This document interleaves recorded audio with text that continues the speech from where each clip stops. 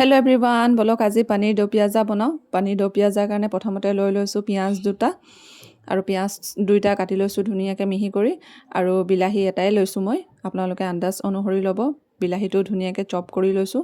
আৰু লৈ লৈছোঁ কাজু। মই কাজুকেইটা অলপ দেৰি আগতে গৰম পানীত তিয়াই থৈছিলোঁ। এতিয়া পেন এখনত গৰম তেল দি কেনে তেলখিনি গৰম হোৱালৈকে বাট চাম।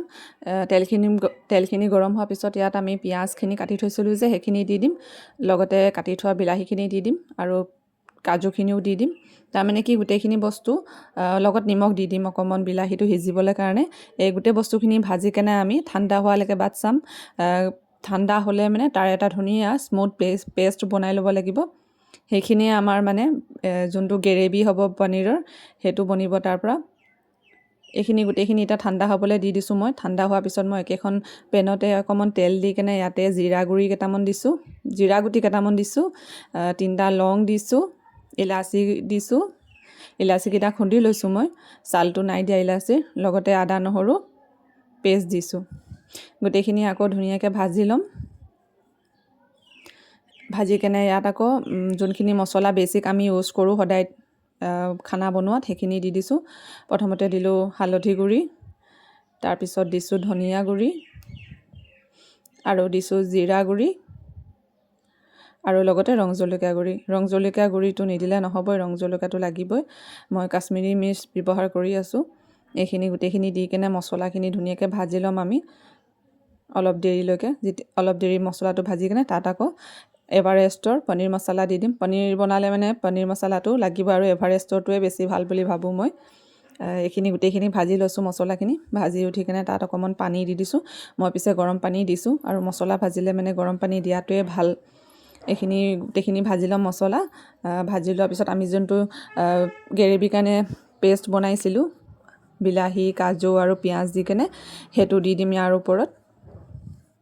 এইখিনি দিও পূৰা ভাজি ল'ম মছলাখিনিৰ লগত। ভাজি কেনে অকণমান ঢাকনখন মাৰিও ভাজিব। ভাজি কেনে তাৰপিছত পনীৰ লৈ লৈছোঁ মই। পনীৰখিনি ধুনীয়াকৈ কাটি লৈছোঁ। পনীৰখিনি মই সৰুকৈ কাটিছোঁ। আৰু যেতিয়া মছলাখিনি হৈ যাব আমাৰ ভজা, যোনটো গ্ৰেভি কৈছোঁ, গ্ৰেভিখিনি যেতিয়া আমাৰ পূৰা ভজা হৈ যাব, তাত মই দহি ব্যৱহাৰ কৰিছোঁ।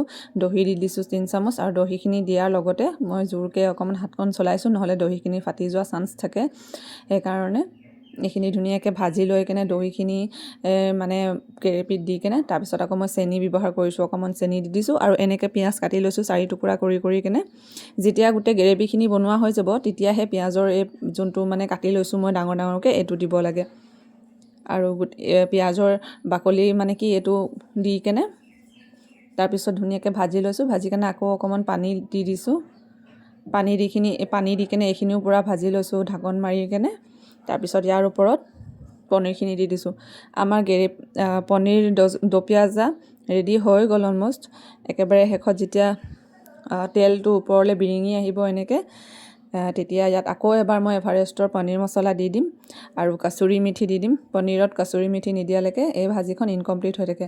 এয়া চাওক, বহুত ধুনীয়া হৈছিলে খাবলৈ। আপোনালোকে ট্ৰাই কৰি চাব পাৰে।